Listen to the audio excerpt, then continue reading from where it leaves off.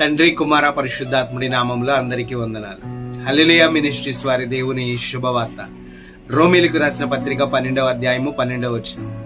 నిరీక్షణ గలవారై సంతోషించుచు, శ్రమయందు ఓర్పు గలవారై, ప్రార్థనయందు పట్టుదల కలిగి ఉండడి. ప్రియమైన దేవుని బిడ్డలారా, నిరీక్షణ, ఓర్పు, ప్రార్థన విజయానికి 3 మెట్లు.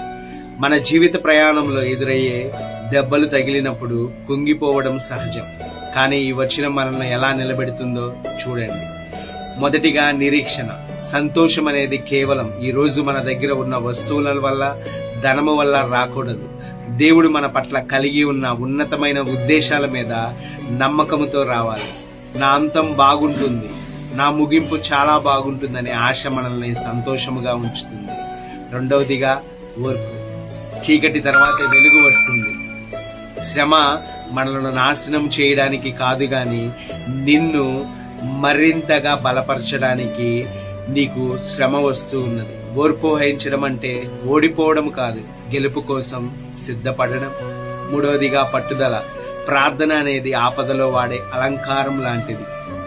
అది దేవునికి మనకున్న సంభాషణ, అలాగునే దేవునితో మనకున్న సంబంధం.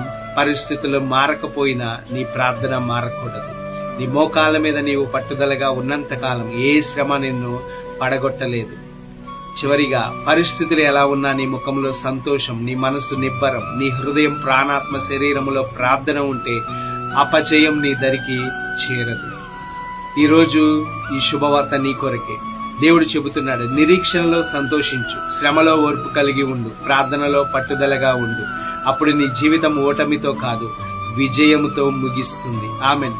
దేవుడు మిమ్మల్ని ఆశీర్వదించునుగాక. God bless you all.